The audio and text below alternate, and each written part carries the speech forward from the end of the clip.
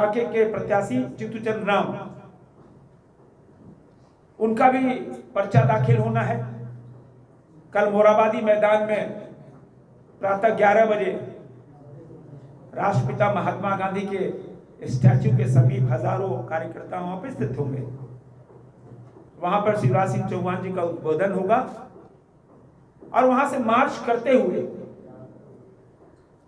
फिर हम सब चित्तूचंद राम जी का पर्चा दाखिल करेंगे। कल ही मांडर के प्रत्याशी सनी टोप्पो, उनका भी पर्चा दाखिल होगा। कल लगभग 15,000 समर्थकों के साथ मांडर से वो मोराबादी मैदान पहुंच रहे और वहां से हम सब वहां रवाना होकर कल उनका पर्चा दाखिल करेंगे।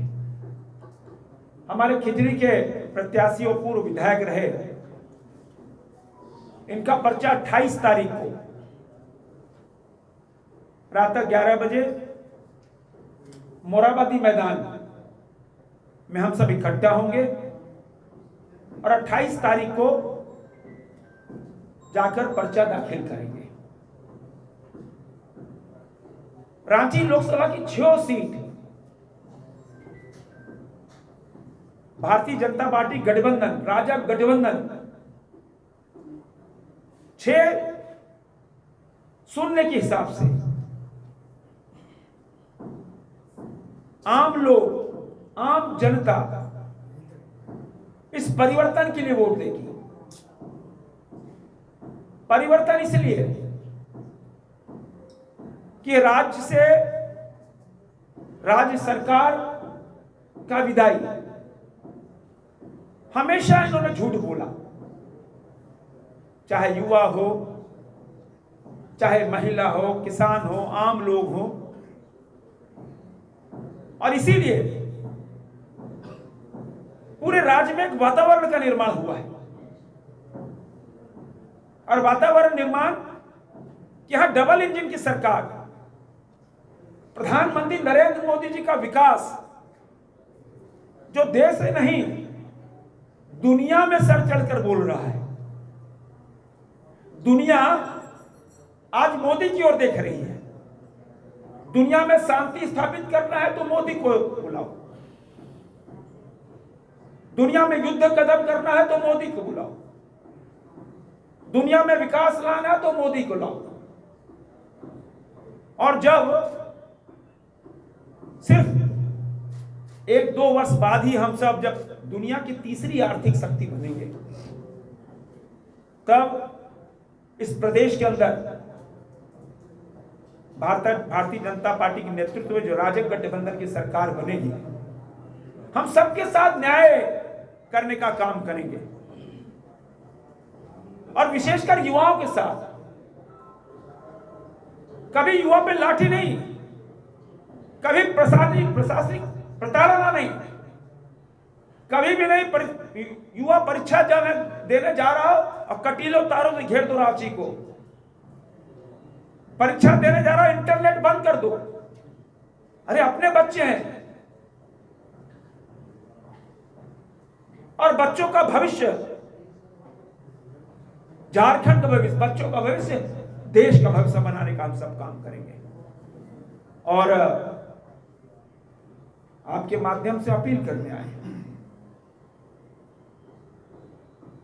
कि इस प्रदेश में अगर जो बांग्लादेशी घुसपैठिए हैं, जो हमारे मजदूर भाइयों का हक छीन रहे, हम तो संथाल की बात करते थे, तब तो रांची भी उससे अछूता नहीं रहा। रांची में आप देखो, हमने पूरा इस पे सर्वे किया है। वो फेरी वाले अपने कहते हैं मुर्शिदाबाद से आए, वो मुर्शिदाबाद के नहीं है, वो बांग्लादेश के मुसलमान घुसपैठिए हैं। जो हमारा दिहाड़ी मजदूर 300-350 में काम करता है, वो 200 में काम कर लेता है। रोजगार किसका मारा गया? हमारे मजदूर का, हमारे श्रमिक भाई का। बच्चे किसके भूखे रहे? हमारे श्रमिक का। तो इस प्रदेश को, इस राज्य को बांग्लादेशी घुसपैठियों से बचाना है, जो हमारा संकल्प है। और भारतीय जनता पार्टी की सरकार आने के बाद ऐसे लोगों के एक दिन भी रहने का अधिकार नहीं होगा, जो हमारे मजदूरों का हक छीने, जो हमारे हर चीज का हक छीन रहे। संवाददाता सम्मेलन है और सारी बातों को माननीय हमारे केंद्रीय रक्षा राज्य मंत्री संजय सिंह जी ने राय दिया है। तो हमारे सभी भाई राम कुमार जी टिहरी से जो प्रत्याशी हैं, हमारे भाई नवीन जायसवाल जी हटिया से, हमारे भाई डॉक्टर जीतू चरण राम जी, सब लोग हैं यहाँ पर। तो मैं इससे इतना ही कहना चाहूँगा कि भारतीय जनता पार्टी एक ऐसी लोकप्रिय पार्टी है, विश्व की सबसे बड़ी पार्टी है, और झारखंड में अपने सहयोगी दलों के साथ यानी एनडीए गठबंधन के दलों के साथ झारखंड की 81 विधानसभा सीटों पर चुनाव लड़ रही है। और क्षेत्र में जैसा माहौल है उसके अनुसार भारतीय जनता पार्टी अपने सहयोगियों के साथ भारी बहुमत से चुनाव जीतने का काम करेगी। हम सभी विधायक जो रांची लोकसभा क्षेत्र के अंतर्गत आते हैं, वो अपने लोकप्रिय सांसद सह केंद्रीय रक्षा राज्य मंत्री के निर्देशन में, इनके मार्गदर्शन में सब लोग अपने अपने क्षेत्र में लग गए हैं। कल मेरा नामांकन है पंडित दीनदयाल उपाध्याय चौक पर। 10 बजे से हम लोग वहाँ से पैदल सदनालय भवन की ओर बढ़ेंगे और 5 आदमी जाकर नॉमिनेशन फाइल करेंगे और उसमें माननीय केंद्रीय कृषि मंत्री शिवराज सिंह चौहान जी भी उपस्थित रहेंगे। तो मैं इतना ही आपके साथ शेयर करना चाहता हूँ कि लोगों में उत्साह है। मैं अभी कई कार्यक्रमों से होकर आ रहा हूँ, इसीलिए विलम्ब भी हुआ। तो मैं सबों से आग्रह करना चाहता हूँ कि आप हमारे नॉमिनेशन में शामिल हों। हटिया क्षेत्र के लोग हैं, हटिया विधानसभा क्षेत्र के नॉमिनेशन में शामिल हों। टिहरी वाले टिहरी में हों, हमारे कांके विधानसभा क्षेत्र वाले विधानसभा वहाँ हो। हमारे मांडर के नहीं आए हैं, तो मांडर का भी कल ही होना, कल होना है, तो मांडर वाले जो है मांडर वाले साथ जाएंगे। तो मैं कुछ ज़्यादा वक्त न लेते हुए बस इतना ही कहना चाहूँगा कि मोदी की गारंटी है, यानी प्रत्येक भाजपा के कार्यकर्ताओं की गारंटी है। भय भ्रष्टाचार से मुक्ति दिलाने का काम करेंगे और 5 साल के अंदर जिस प्रकार से जेएमएम, कांग्रेस और राजद ने मिलकर इस झारखंड को लूटने का काम किया है, उससे मुक्ति दिलाने का काम करेंगे। बातें बहुत सी चीजें हैं, रोज प्रेस कॉन्फ्रेंस होती है, आप जानते हैं। तो शॉर्ट में मैं इतना ही कहना चाहता हूँ कि भारतीय जनता पार्टी के प्रति लोगों में उत्सुकता है और मुझे पूर्ण विश्वास है कि इनके हमारे माननीय सांसद जी के 6 विधानसभा क्षेत्र आते हैं, उसमें सिल्ली भी आता है। वहाँ से खुद आजसू के सुप्रीमो और सुदेश महतो जी होंगे, ईचागढ़ से भी होंगे। 6 के 6 चुनाव जीत करके भारतीय जनता पार्टी की झोली में डालने का काम करेंगे और झारखंड में भारतीय जनता पार्टी का बहुमत की सरकार बने। बहुत बहुत धन्यवाद। 11 बजे हरमू मैदान में हजारों कार्यकर्ताओं के आशीर्वाद से नॉमिनेशन करने के लिए हम लोग जाएंगे। उसमें माननीय कृषि मंत्री शिवराज सिंह चौहान जी, देश के रक्षा राज्य मंत्री संजय सेठ जी, पार्टी के जिला अध्यक्ष और सभी पदाधिकारी उस कार्यक्रम में रहेंगे। मैं यही कहूँगा कि हटिया की जनता के आशीर्वाद से 2012 से 2024 तक 3 बार यहाँ के लोगों ने विश्वास किया है। मुझसे पूर्व भी कई नेता रहे हैं, लेकिन हटिया का दुर्भाग्य रहा कि गांव जो डेंस पॉपुलेटेड गांव है, एनएच के बगल से सभी गांव लगे हुए हैं, वहां पर कच्चा सड़क था। 3 टर्म में मैंने गांव का इतना विकास हुआ कि आज आप गांव जाएंगे तो कच्चा सड़क कोई मुख्य गांव पथ से, कच्चे सड़क से नहीं है, पक्का सड़क है। बिजली में अभूतपूर्व परिवर्तन। रातू ब्लॉक में कस्तूरबा गांधी स्कूल की स्थापना नहीं थी, मैंने उसको किया। नगड़ी प्रखंड में स्कूल की स्थापना नहीं थी, मैंने उसको प्रयास करके किया।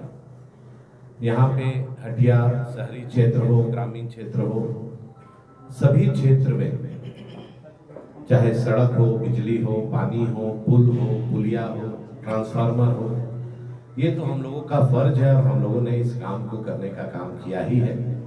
विस्थापितों के लिए आवास बनाया। जब रघुवर दास जी की सरकार थी, भारतीय जनता पार्टी की सरकार थी, आप देखे होंगे जगन्नाथपुर के सामने 212 करोड़ की लागत से 400 परिवारों के लिए बंगलो बना के, स्कूल बना के, डिस्पेंसरी बना के वहां तैयार था।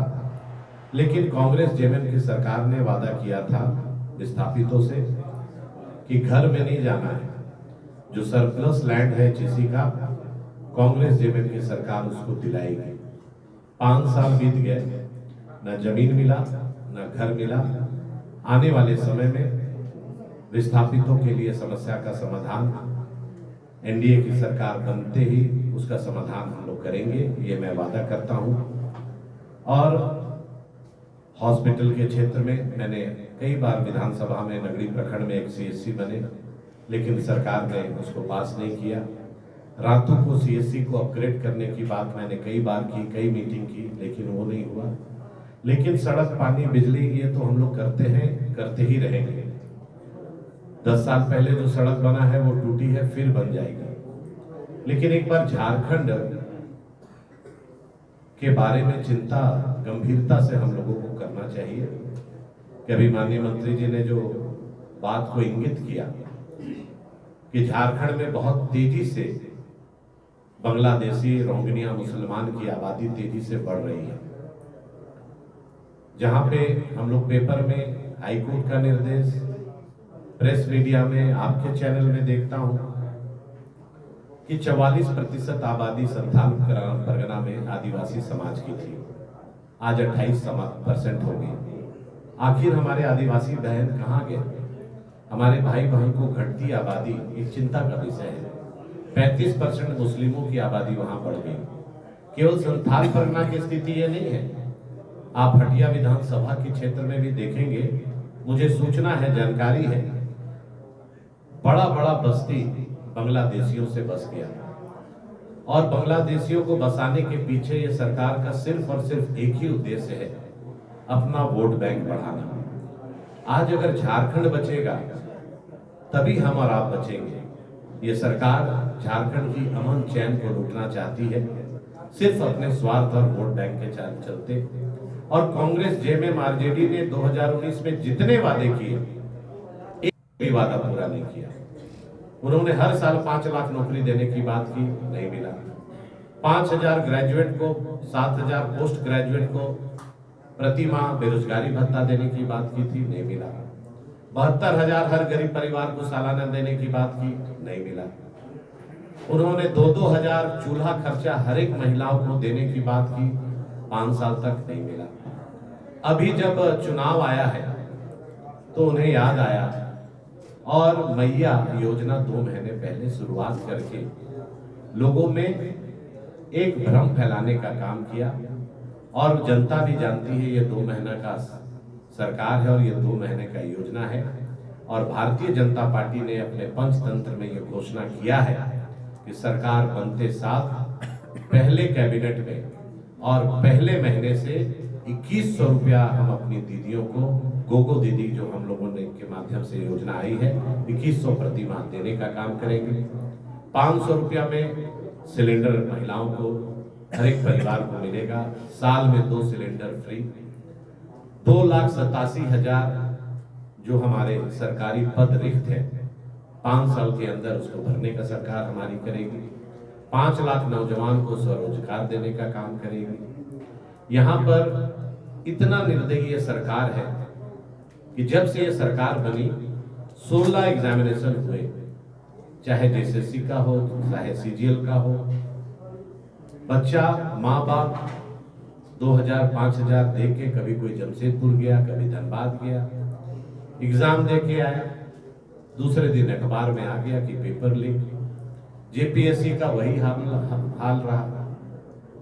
आप अभी देखे होंगे 1 महीना पहले कि कोई भी सरकारी नौकरी का कैलेंडर निकलता है, एग्जामिनेशन का साल भर का कैलेंडर होता है।